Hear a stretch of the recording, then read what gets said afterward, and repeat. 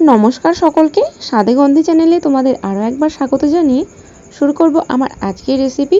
আমি আগের একটা ভিডিওতে তোমাদের সঙ্গে ভোলা মাছের ঝালের রেসিপি শেয়ার করেছি, তো আজকে তোমাদের সঙ্গে শেয়ার করব ভোলা মাছের ফিশ ফ্রাই।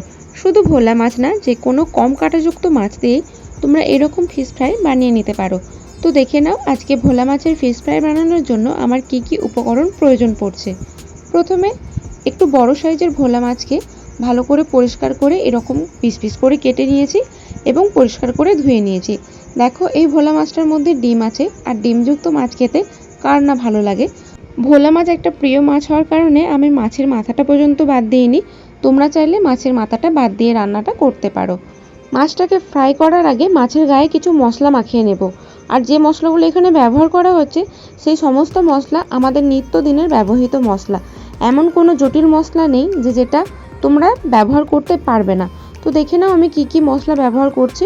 প্রথমে নেওয়া হয়েছে প্রয়োজন মতো হলুদ গুঁড়ো, আধা চামচের মতো হলুদ গুঁড়ো নিয়েছি অর্ধেক চামচ ধনের গুঁড়ো এবং অর্ধেক চামচ জিরের গুঁড়ো। তার সঙ্গে দেব লঙ্কার গুঁড়ো।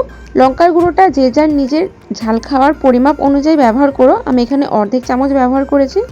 আর দিচ্ছি 1 চামচের মতো কাশ্মীরি লঙ্কার গুঁড়ো। সঙ্গে দিয়ে দিলাম প্রয়োজন অনুসারে নুন। এবার এই মশলাটাকে ভালো করে মেখে নেব। মশলাগুলোকে একসঙ্গে মেখে নেব। মশলাটাকে মাখার জন্য আমি এখানে কাগজির রস ব্যবহার করছি। মশলাটা মাখানোর জন্য আমার একটা গোটা কাগজি লেবুর রস প্রয়োজন পড়েছে। তো মশলা বা মাছের অনুপাত অনুযায়ী কাগজির রসটা একটু আধটু বেশি কম লাগতেই পারে।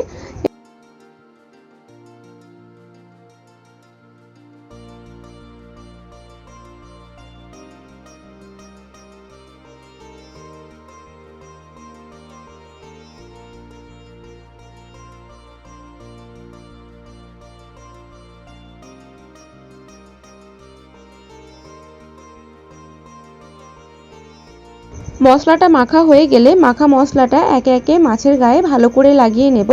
তারপর মাছটাকে 10 থেকে 15 মিনিট রেখে দেব।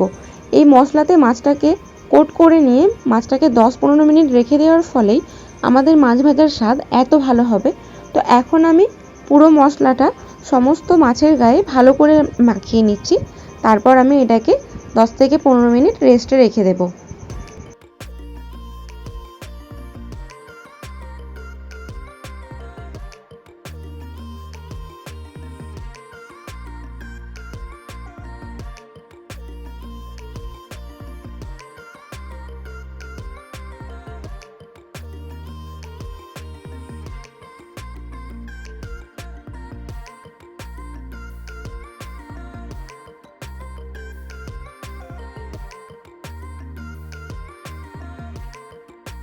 দশ 15 মিনিট পর চলে আসবো সরাসরি রান্নাতে।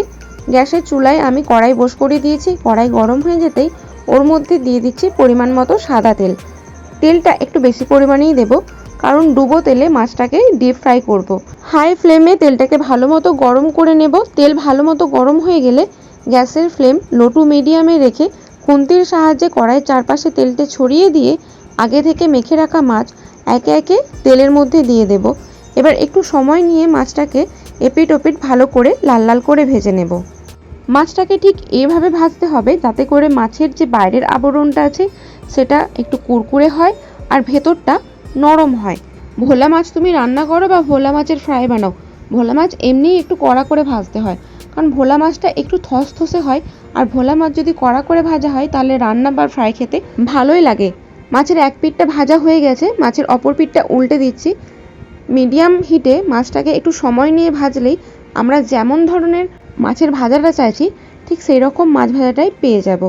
তো একে একে প্রত্যেকটা মাছকে এপিঠ থেকে ওপিঠে পাল্টে দিচ্ছি।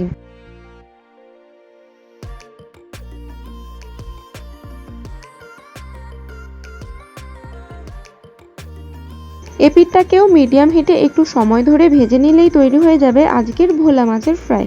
তো দেখলে ভোলা মাছের ফ্রাই বানানোর তেমন কোনো ঝঞ্ঝাট নেই, আর এমন কোনো আহামরি মশলা লাগে না যেটা ছাড়া এই রেসিপি সম্ভবই না।